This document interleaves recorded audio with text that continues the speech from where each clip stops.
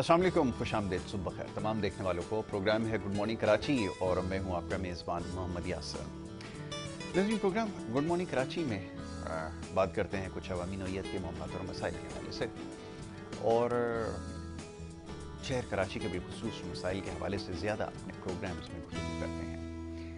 बहुत सारे पैगामात हमें पिछले हफ्ते भी मौसूल हुए शहर कराची के जो बुनियादी मसाइल हैं उस हवाले से, इसमें पानी, बिजली की लोड शेडिंग और दीगर मसाइल थे।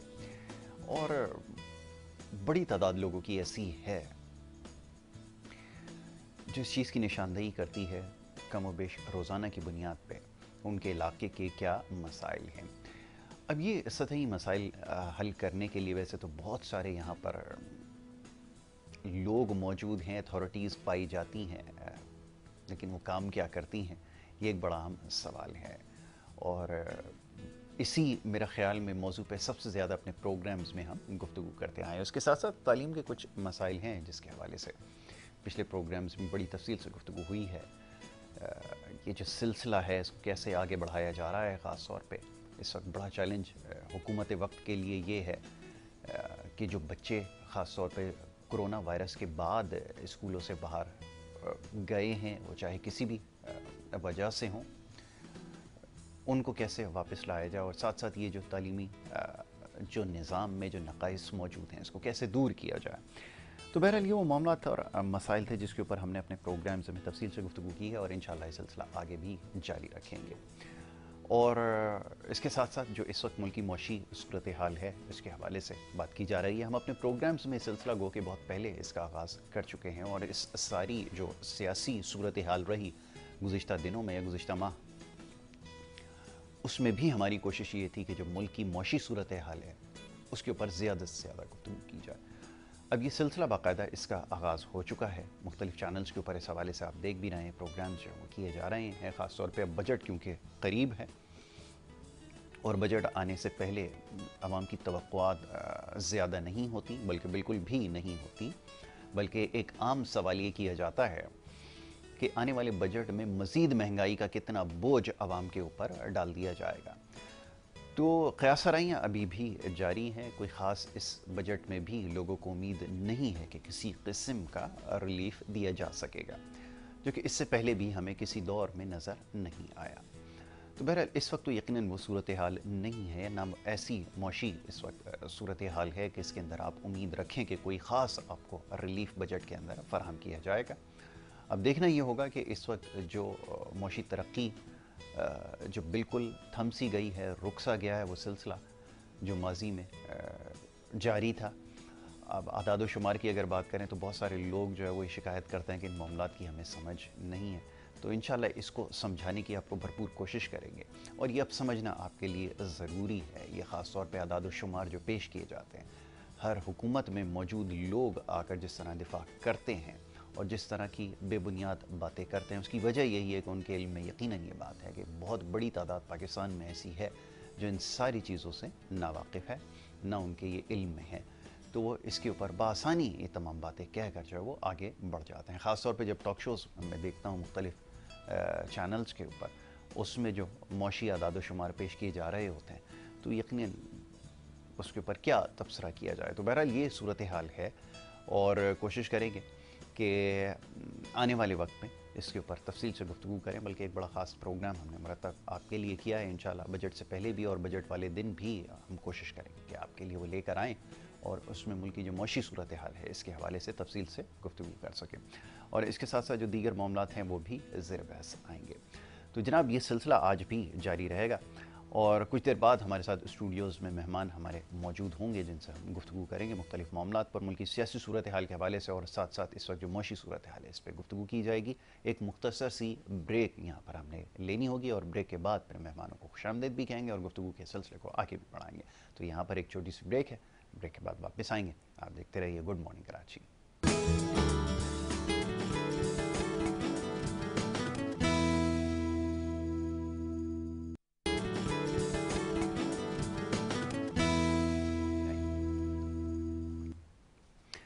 پروگرام میں آپ کو ایک دفعہ پھر خوش آمدید کہیں گے۔ بریک پہ جانے سے پہلے جی پروگرام کے ابتدائیہ میں تذکرہ کیا کچھ ملکی مسائل کے حوالے سے، معاشی صورتحال کے حوالے سے، اور ساتھ ساتھ اس وقت جو شہر کراچی کی صورتحال ہے اس پہ ہم نے گفتگو کی۔ بہرحال جی بہت سارے اور دیگر معاملات ہیں جس کے اوپر پروگرام میں گفتگو کی جائے گی۔ معزز مہمان اسٹوڈیو میں تشریف رکھتے ہیں، پہلے معزز مہمانوں کو خوش آمدید کہوں گا اور اس کے بعد پھر گفتگو کے سلسلے کو آگے بڑھائیں گے۔ سب سے پہلے جو ہمارے مہمان ہیں امداد شاہ، آپ ایک تجزیہ کار ہیں اور ہمارے پروگرام میں پہلی دفعہ تشریف لے کر آئے ہیں، اور آپ کا تعلق بھی ایک سیاسی جماعت سے بھی ہے، پی پی آئی، اور اس حوالے سے بھی انشاءاللہ آگے چل کے بات ہوگی، اور ان کو سب سے پہلے میں خوش آمدید کہوں گا۔ بہت شکریہ، بڑی نوازش آپ کی سید امداد شاہ صاحب۔ تو شاہ صاحب نے ہمیں آج جوائن کیا۔ دوسرے ہمارے جو معزز مہمان ہیں، آپ انہیں ہمارے پروگرامز میں دیکھتے ہیں، مختلف پروگرامز میں بڑی اچھی گفتگو کرتے ہیں اور بڑی کھل کر گفتگو کرتے ہیں، اور سب سے زیادہ اہم یہ ہے، ضروری یہ ہے کہ جیسے میں نے ابھی کچھ دیر پہلے بریک پہ جانے سے عرض کیا پہلے کہ جناب ایک عام فہم بات ہو، ایسی بات کی جائے جو ایک عام آدمی کو سمجھ آ سکے، تو لفظوں کا چناؤ اور انتخاب بہت زیادہ ضروری ہے۔ تو ہمارے معزز مہمان ان تمام چیزوں کا بہت خاص خیال رکھتے ہیں۔ جناب فیصل قریشی صاحب تجزیہ کار ہیں، انہیں میں خوش آمدید کہوں گا۔ فیصل بھائی بہت شکریہ، بڑی نوازش آپ کی پروگرام میں ہمیں وقت دینے کے لیے۔ شاہ صاحب پہلے تھوڑی ملکی سیاسی صورتحال کے حوالے سے بات ہو جائے، اور سیاسی صورتحال یقیناً آپ کے مشاہدے میں ہوگا کہ جو کچھ اس وقت صورتحال ہے، اب سوال یہ پیدا ہوتا ہے کہ یہ جتنے بھی معاملات ہیں اس کو ایک طرف رکھتے ہوئے گو کہ یہ جو کچھ ہوا ہے یہ نہیں ہونا چاہیے تھا، لیکن ہمیں سب سے زیادہ جو اس وقت بات کرنے کی ضرورت ہے وہ ہے ملکی معاشی صورتحال۔ تو یہ کس طرف صورتحال کو جاتے ہوئے دیکھ رہے ہیں؟ کیونکہ جو اعداد و شمار ہمیں نظر آ رہے ہیں بہت زیادہ تشویشناک ہے، اور ہم یہ سمجھتے ہیں کہ اس وقت جو خاص طور پہ مہنگائی کا عالم ہے، یہ جو نمبرز ہمیں نظر آ رہا ہے، یہ تقریباً 30% کے قریب آپ کی جو ہے وہ مہنگائی یا انفلیشن جس کو ہم یہاں پہ عام میں کہتے ہیں وہ پہنچ چکی ہے۔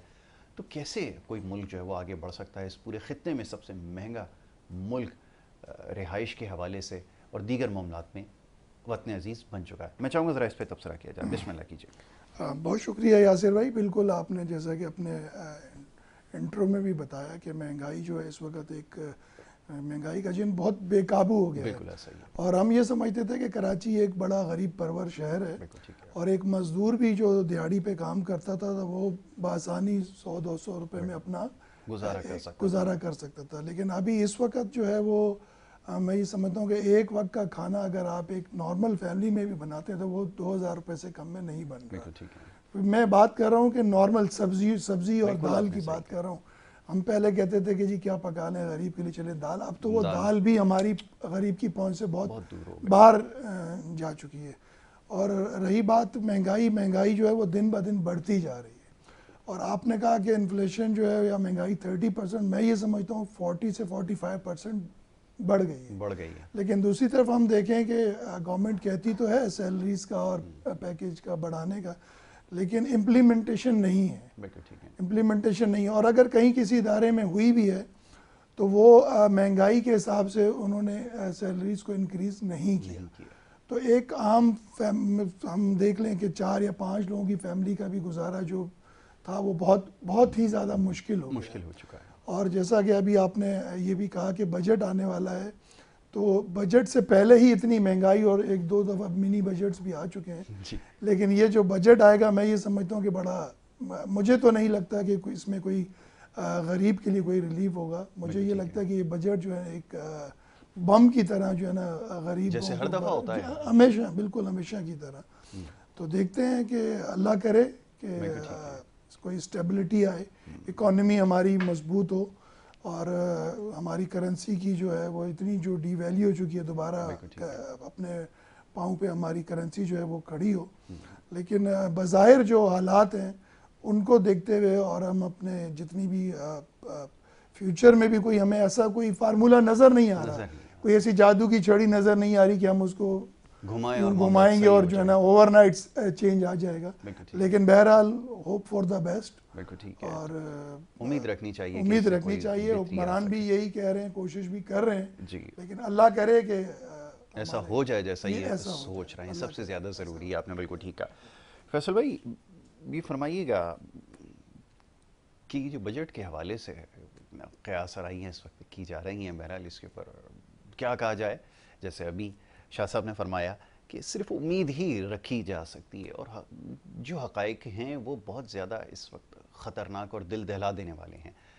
تو ایسی صورتحال میں آپ کیا ریلیف دے سکتے ہیں؟ اور اب جو لوگوں کا سوال ہے وہ یہ جو زور پکڑتا جا رہا ہے کہ کیا یہ عام انتخابات سے معاملات حل ہو جائیں گے اگر یہ معاشی صورتحال جو اس وقت اتنی خوفناک شکل اختیار کر گئی ہے، کوئی بھی آنے والی نئی حکومت کیا اتنی آسانی سے تمام چیلنجز کو ٹیکل کر لے گی، جس کی انڈیکیشن ہم اور آپ ان پروگرامز کے ذریعے کافی عرصے سے دیتے آئے ہیں کہ اگر یہ سب کچھ آپ نے فی الوقت سنبھال بھی لیا تو آنے والے وقت میں مزید آپ کے لیے مشکلات میں اضافہ ہو جائے گا.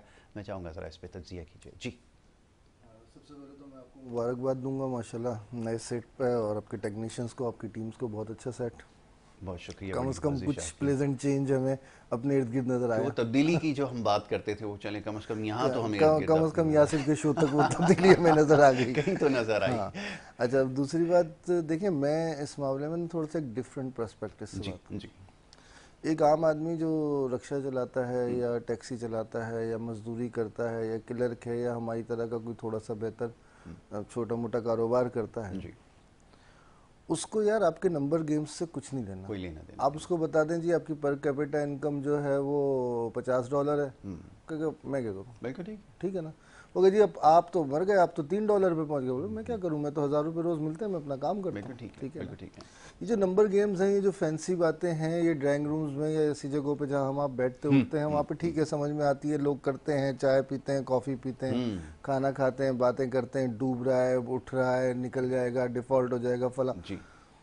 اصل چیز یہ ہے، آپ نے آنے والی حکومت کی بات کی، میں تو جانے والی حکومت کی بھی بات کروں گا، اور اس سے پہلے بھیجی جانے والی حکومت اور اس سے پہلے لائی جانے والی حکومت، تمام حکومتوں کی بات کروں گا. اگر آپ ایک پیٹرن دیکھیں 1979 سے، بجٹ کبھی بھی آپ کے لیے کوئی گڈ نیوز نہیں لے کے آیا.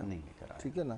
بجٹ کے نام پر میں یہ کہوں گا جو فراڈ ہوتا رہا نمبر گیمز، ٹھیک ہے نا، چاہے وہ کوئی بھی وزیر خزانہ ہو، چاہے کوئی بھی وزیر خزانہ ہو. میں بڑی عزت کرتا ہوں ڈاکٹر محبوب الحق کی، ہی واز اے جینیس، اور انہوں نے بہت ساری اچھی بھی چیزیں کی ہیں. ابھی مطلب یہ کہ اگر ہم اس کو نہ تذکرہ کریں تو وہ بیکار بات ہے. اس کے بعد ایک محبوب الحق صاحب کے بعد ہم نے دیکھا کہ پھر وہ ایک امپورٹڈ ٹیکنوکریٹس، ٹھیک ہے نا.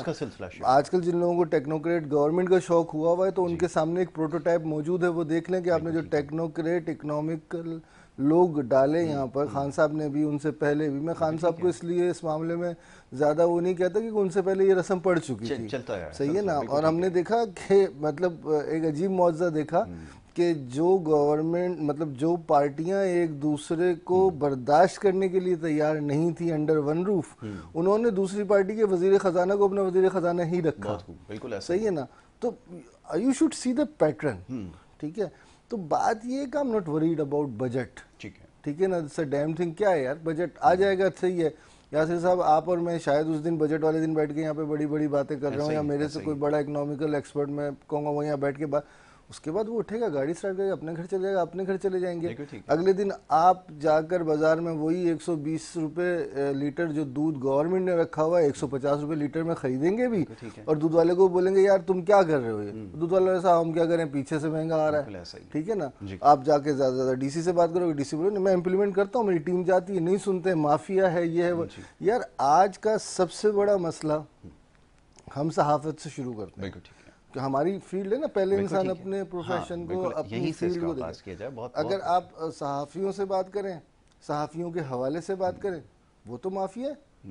ٹھیک ہے. اچھا جی، اب دودھ والا وہ مافیا ہے، چکن والا وہ مافیا ہے، چاول والا وہ مافیا ہے.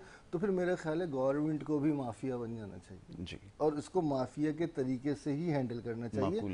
بات بہت مطلب شاید کڑوی ہے، لیکن حقیقت یہی ہے کہ جب تک ٹٹ فار ٹیٹ نہیں ہوگا، ہم بچپن سے سنتے آ رہے ہیں کہ لوہے کو لوہا کاٹتا ہے. آج یہ جس بقول میڈیا کے اور لوگوں کے کہ ہر چیز مافیا بن چکی ہے. یار مطلب آپ اندازہ کریں، ابھی گزشتہ دن کی بات ہے، ہم کہیں بیٹھے ہوئے تھے، انکروچمنٹ کی بات ہونے لگی تو وہ صاحب کہنے لگے جو آم کی ریڑیاں لگا کے لوگ کھڑے ہوئے یہ بھی مافیا ہیں. تو وہ صاحب کافی طاقتور، میں نام نہیں لوں گا.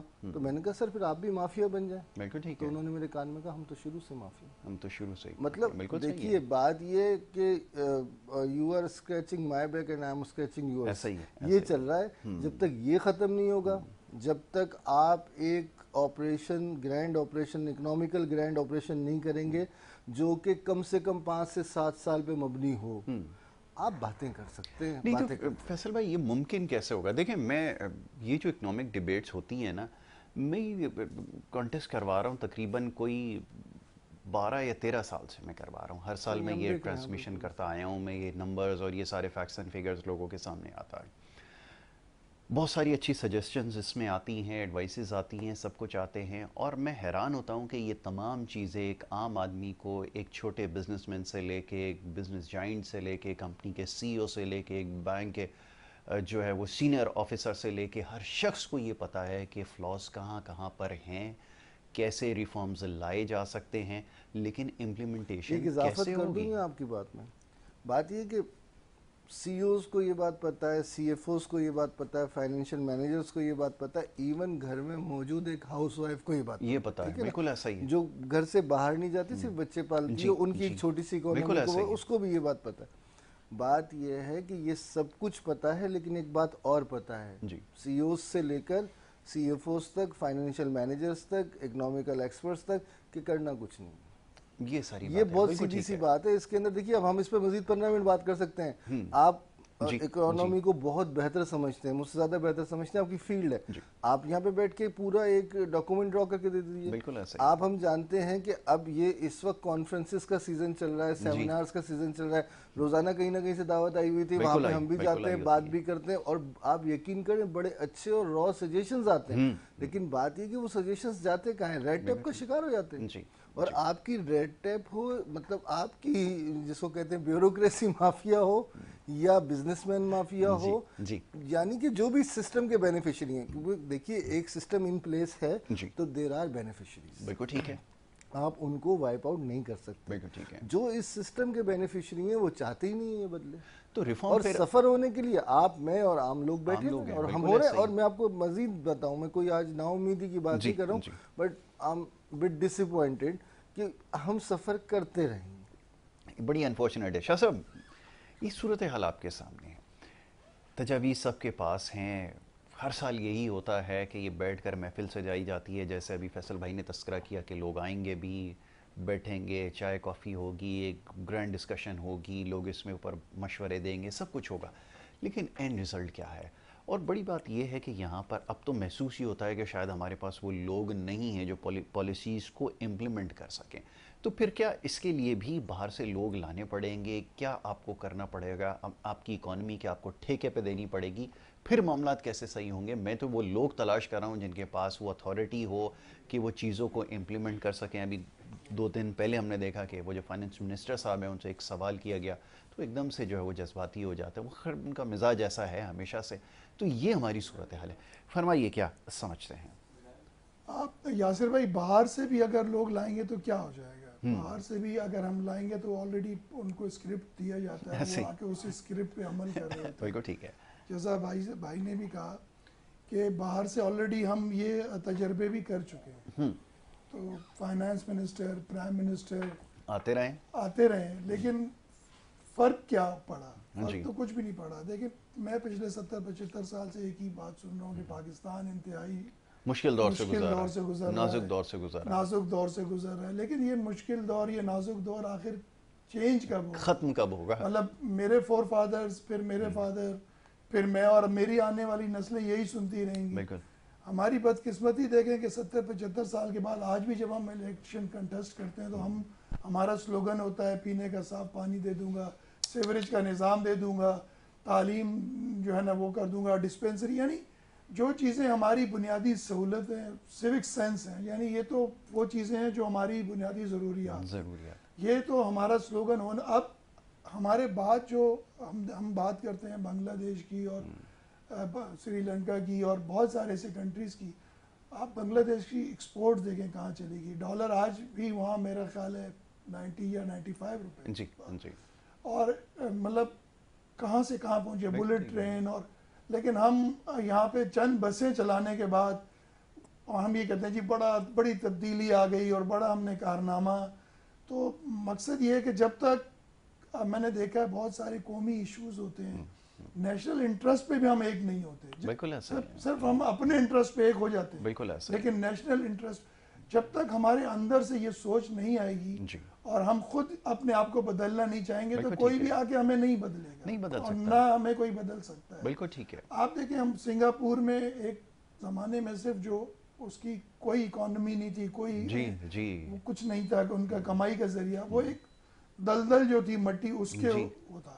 لیکن پھر ایک شخص آیا, اس نے ان کو آ کے انقلابی وہ کیا, اور پھر آج آپ سنگاپور کو دیکھیں, مطلب دنیا کی ترقی یافتہ سب سے پاورفل پاسپورٹ ان کا سمجھا جاتا ہے. ملائیشیا کو آپ دیکھیں, ہم ملائیشیا کی بات کرتے ہیں, 70s میں ملائیشیا میں پاکستان سے زکوٰۃ جاتی تھی, لیکن مہاتیر محمد آئے, کیا ویژن تھا, ایک مشن تھا. تو جب تک دیکھیں یہاں بہت ساری, جب بھائی جان نے جیسے کہا میرے دوست نے کہ وہ لوگ جو ایک دوسرے کو برداشت نہیں کرتے تھے, ایک چھت کے نیچے بیٹھ کر پولیٹکس ایک ساتھ نہیں کرتے تھے, اسٹیج پہ ایک دوسرے کو کن کن الفاظ اور القابات سے یاد نوازتے تھے, بالکل ایسا. لیکن جب بات مفادات کی آئی اور بات جب فلیگ اور سیٹ کی آئی تو سب ایک ہو گئے. تو میں اسی طرح یہ چاہوں گا کہ جب بات نیشنل انٹرسٹ کی آئے اور جب بات ہماری یہ آ جائے کہ جی پاکستان کو کن بنیادوں پر ہم لے جا کر دنیا میں, بین الاقوامی دنیا میں ایک آزاد صحیح معنوں میں اور ایک اپنی معیشت ہم اپنے قدموں پہ کھڑے ہو جائیں. بالکل ٹھیک ہے. تو جب یہ سوچ آ جائے گی, قومی سوچ جس کو ہم کہتے ہیں, تو میں سمجھتا ہوں کہ پاکستان کے اندر اللہ نے ہر چیز دی ہے. بے شک ایسا ہی. پاکستان دنیا کا واحد ملک ہے جس میں 4 موسم ہیں. شاہ صاحب اس معاملے پہ ذرا گفتگو کی جائے گی, ایک بریک کے لیے کہا جا رہا ہے, ایک مختصر سی بریک میں نے یہاں پر لینی ہوگی, ایک بریک لے کر واپس آتے ہیں. اور ابھی 4 موسم کا شاہ صاحب نے تذکرہ کیا, مجھے یاد آیا کسی زمانے میں 12 موسم ہوا کرتے تھے, تو خیر اب شاید حالات کی وجہ سے وہ بھی کم ہو گئے ہیں. ایک بریک لے لیتے ہیں, بریک کے بعد واپس آتے ہیں, گفتگو جاری رکھیں گے. دیکھتے رہیے good morning Karachi.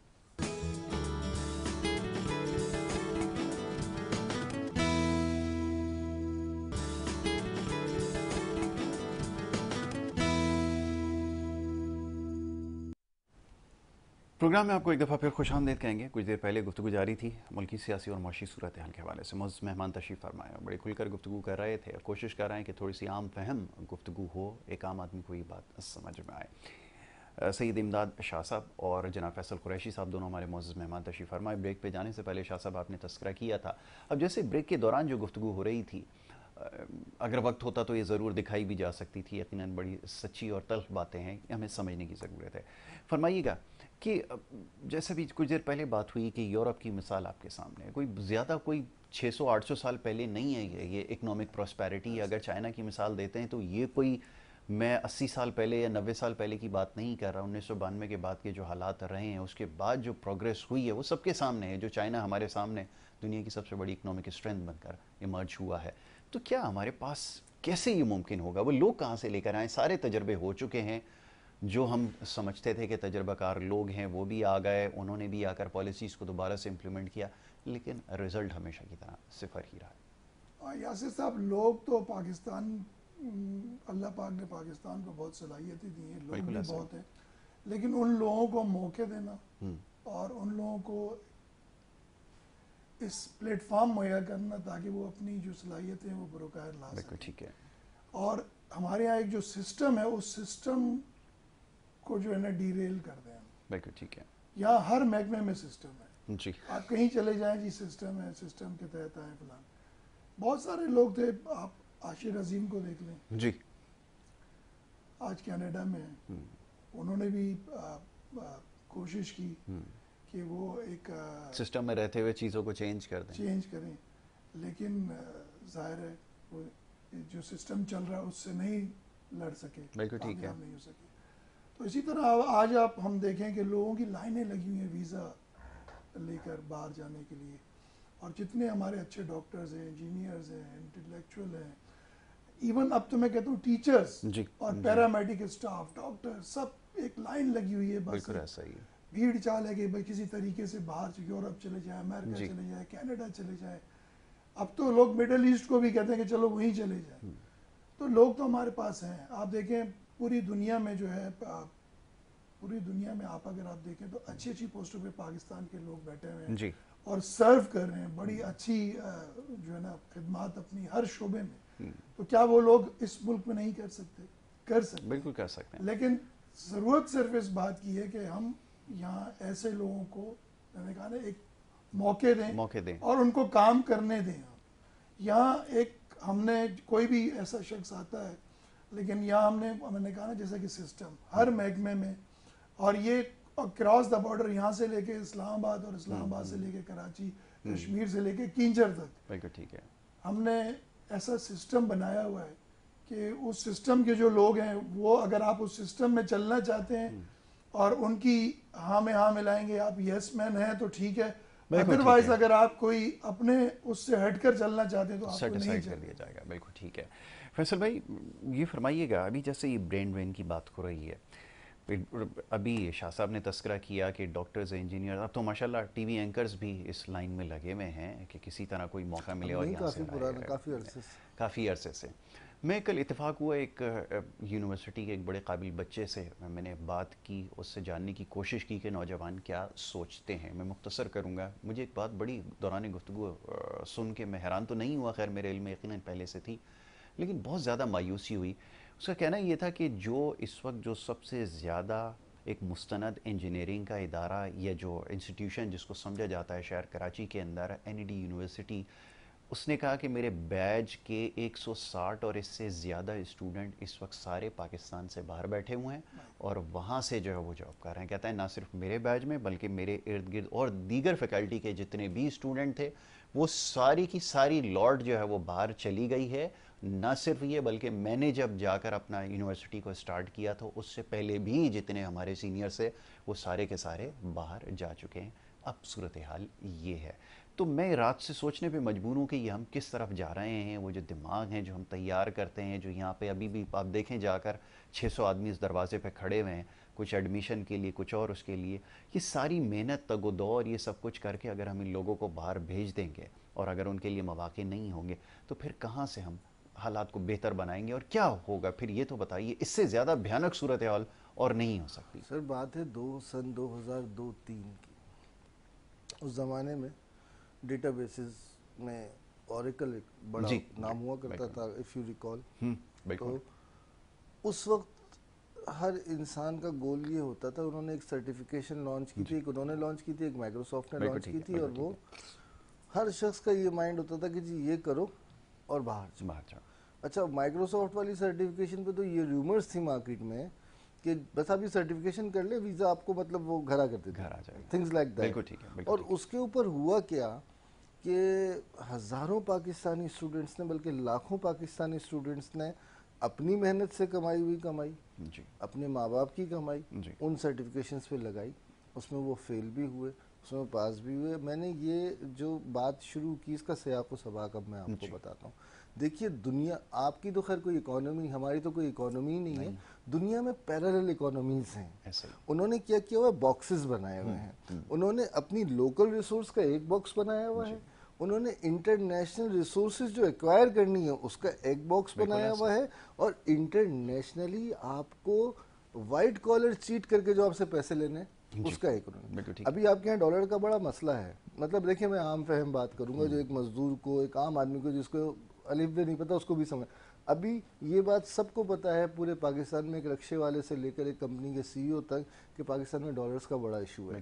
Dollar account جن کے ہیں ان کو بڑی پریشانی ہے, وہ ڈالر نکال نہیں پا رہے ہیں. اس کی وجہ یہ ہے کہ حکومت کو ڈالر کی ضرورت ہے. چلیں نیشنل سروس, ہم چپ ہو جاتے ہیں اس پہ, ہم حالانکہ بہت بات کر سکتے ہیں لیکن ہم چپ ہو جاتے ہیں. ٹھیک ہے, اس پرآشوب دور میں بھی آئلٹس کے جو پیپر ہوتے ہیں اس کی جو فیس بھری جاتی ہے ڈالرز میں ہی ہوتی ہے نا, بالکل, اور وہ ڈالرز باہر جا رہا ہے. ٹھیک ہے, اسی طرح سے جو آپ کے کیمبرج کے امتحانات ہیں ان کی فیس لوگ اپنے ماں باپ اپنا پیٹ کاٹ کے, اپنی گاڑی بیچ کے, اپنا زیور بیچ کے وہ پیسے بھرتے ہیں. ٹھیک ہے, وہ ایک الگ المیہ ہے لیکن ہے, صحیح ہے, تو بھی جا رہا. یہ کیا ہے, یہ ان کی, آپ ان کی پیرالل اکانومی کو سپورٹ کرتے ہو, اور یہ سسٹم انہوں نے آج سے 30-40 سال پہلے سوچا اور اس کو رائج کرتے کرتے آج وہ یہاں پر لائے کہ اگر آج آپ بھی باہر جانا چاہتے ہیں تو آپ کو آئلٹس کرنا پڑے گا.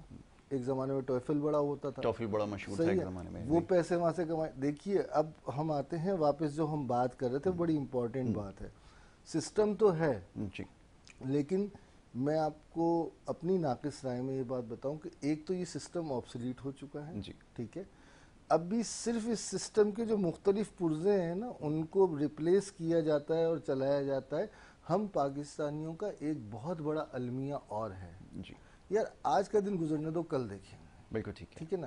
یہ جو اپروچ ہے یہ اگین باٹم ٹو اپ اور اپ ٹو باٹم ہر جگہ پر ہے. مطلب اگر ایک ڈپارٹمنٹ کا سیکریٹری ہے اور اس کو یہ پتہ چلتا ہے کہ آج سی ایم میرے فلاں یونٹ کا دورہ کرے گا, تو طریقہ کار پچھلے 50 سال سے ایک ہے کہ رات کو وہ صاحب خود وہاں پہنچتے ہیں, اسٹیٹ گیسٹ ہاؤس میں رکتے ہیں, اور وہاں کی جو ان کے ٹیم لیڈ ہیں ان کو بلا کے ان کو برا بھلا کہتے ہیں یا اچھا برا جو بھی ہے وہ کہتے ہیں.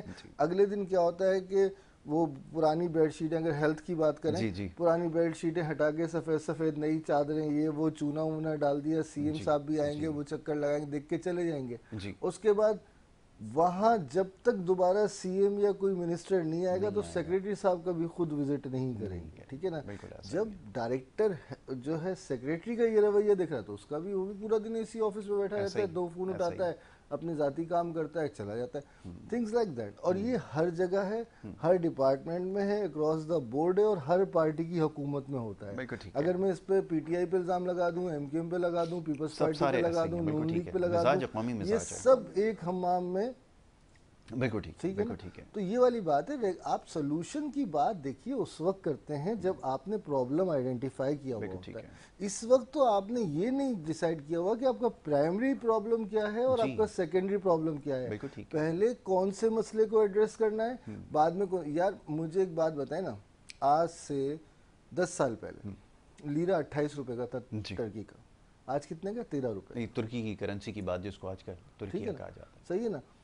ٹھیک ہے, ڈی ویلیوڈ ہوا ہے جو بھی ہوا. جیپنیز کرنسی صبح کچھ ہوتی ہے, شام کچھ ہوتی ہے, کوئی فرق پڑتا ہے جیپنیز کو؟ کیا ان کی ترقی رک گئی؟ ہمیں ہمیشہ ایک ٹرک کی بتی کے پیچھے لگا دیا جاتا ہے کہ یہ ڈالر نہیں ہے ڈالر. یار آپ کے اندر اتنی اسٹرینتھ ہونی چاہیے, آپ کا فائنینشیل برین اتنا اسٹرانگ ہونا چاہیے کہ آپ بولیں ہم آلٹرنیٹ کرنسی میں ڈیل کریں گے. بالکل ٹھیک ہے, ہم ٹھیک ہے پیرالل چیزوں پہ, لیکن آپ ایسا نہیں کرتے, نہیں کر پاتے. یہ سب سے بڑا پرابلم ہے. دیکھیے پرابلم کو آئیڈینٹیفائی کرنا ہوگا, ایک لانگ ٹرم سولوشن نکالنا ہوگا, اور بائی ہک اور بائی کروک دونوں چیزیں ہوتی ہیں. جہاں ابھی آپ نے جرمنی کی مثال دی, جرمنی نے 2 ایکسٹریمز دیکھی ہیں, ہٹلر اور ہٹلر کے بعد کا ایرا, دونوں جگہ پہ بائی کروک بہت کچھ ہوا. بالکل ایسا ہی ہے. اب یہ بات سمجھنے والوں کے لیے ہے کہ ہم مثالیں ہمیشہ دیتے ہیں, جیسا بھی جاپان کی مثال دی گئی اور دیگر ممالک کی. تو کچھ دیر پہلے بھی یہ موضوع گفتگو زیر بحث تھا کہ جو سیکنڈ ورلڈ وار کے بعد ہوا اور پھر جو ویسٹ نے ترقی کی, اس کے پیچھے راز کیا تھا, یہ کیسے ممکن ہو سکا. اب یہ بڑی طویل بحث ہے, لیکن یہ بحث کی ضرور جائے گی. آپ کو سمجھانے کی ضرور کوشش کریں گے کہ معاملات کیسے آگے بڑھے ہیں, اور خاص طور پہ یہ پاکستان جیسے ممالک کے اندر کیسے جو ہے یہ ممکن ہوگا کہ یہ جو اکنامک ریفارمز ہے کیسے لائے جائیں. لیکن جب یہ قوم کا مزاج ایسا ہوگا, جیسے فیصل بھائی ابھی کچھ دیر پہلے تذکرہ کر رہے تھے کہ مزاج یہ بن چکا ہے کہ کام نہیں کرنا. یہ سرکاری اداروں کے اندر جو کچھ ہو رہا ہے, بڑی عجیب اتفاق کی بات ہے کہ آپ کوئی پچھلا 30 یا 40 سال پرانا پروگرام اٹھا کے دیکھ لیں. میں معین اختر صاحب کا ایک پروگرام دیکھ رہا تھا, کافی پرانا ان کا ایک شو, اس کے اندر وہ بیٹھ کر اس مسئلے پر گفتگو کر رہے تھے کہ پاسپورٹ بنوانا اتنا دشوار گزار کیوں ہے.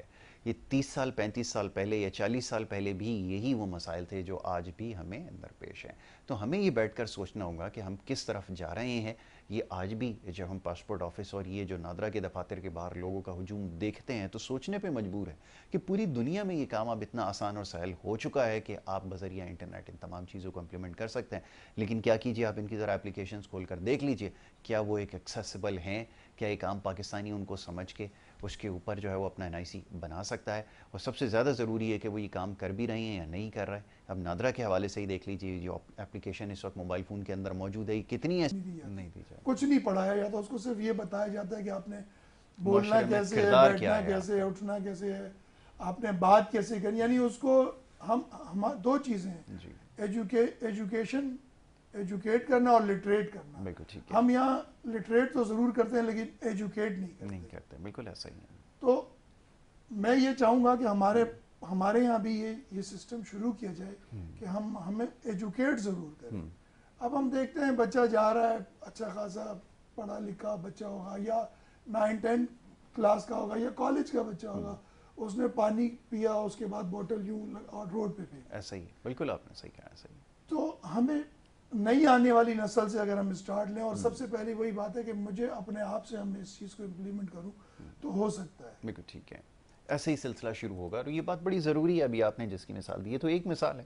میں بڑے بڑے سرکاری اداروں میں اور دیگر دفاتر کے اندر میں دیکھتا ہوں کہ جو لوگ بیٹھے ہوئے اور بڑا عجیب اتفاق یہ ہے کہ وہ خود کو پڑھا لکھا کہلواتے ہیں, ثابت کرنے کی کوشش کرتے ہیں, لیکن جب یہ دیکھتے ہیں ان کا رویہ, آپ کا رویہ, آپ کا کردار اس چیز کی عکاسی کرتا ہے کہ آپ کے اندر کتنا علم ہے یا کیا کچھ آپ نے سیکھا ہے, تو اس سے اندازہ ہو جاتا ہے بخوبی کہ آپ کا کیا بیک گراؤنڈ ہے, آپ کا. لیکن یہ سب کچھ آپ کو اداروں کے اندر دیکھنے کو ملتا ہے. اب عرض یہ ہے کہ یہ جب تک اخلاقی تربیت نہیں ہوگی تو یہ کیسے معاملات آگے بڑھیں گے. اب سیگمنٹ ختم کرنے کے لیے جو ہے وہ کال دے دی گئی ہے, اور یہ موضوع ایسا ہے کہ اس کے اوپر کئی گھنٹے اور مزید کئی پروگرامز تک جو ہے وہ بات کی جا سکتی ہے. لیکن میں بڑا شکر گزار ہوں معزز مہمانوں کا کہ وہ یہاں پر تشریف لائے اور مختصر وقت کے اندر بڑی اچھی اور سیر حاصل گفتگو انہوں نے کی ہے. صبح کا یہ جو وقت ہے یہ انتہائی مشکل اور دشوار گزار ہوتا ہے, اور شہر کراچی میں بالخصوص رہنے والوں کے لیے تو انتہائی مشکل ہوتا ہے کہ وہ یہاں تک پہنچیں اپنے دفاتر تک. اور معزز مہمانوں کا میں اس لیے زیادہ شکر گزار ہوں کہ وہ ان مشکل حالات میں بھی اسٹوڈیو تک تشریف لے آئے اور اس پروگرام میں ہمارے ساتھ شامل گفتگو رہے. میں بڑا شکر گزار ہوں سید امداد شاہ صاحب کا. شاہ صاحب بہت شکریہ آپ کا پروگرام میں وقت دینے کے لیے. جناب فیصل قریشی صاحب کا, دونوں معزز مہمانوں کا, انہوں نے پروگرام میں ہمیں وقت دیا. پروگرام میں وقت ہو رہا ہے ایک بریک کا, بریک کے بعد دوسرا سلسلہ جو ہے وہ جاری رہے گا. آپ دیکھتے رہیے گڈ مارننگ کراچی.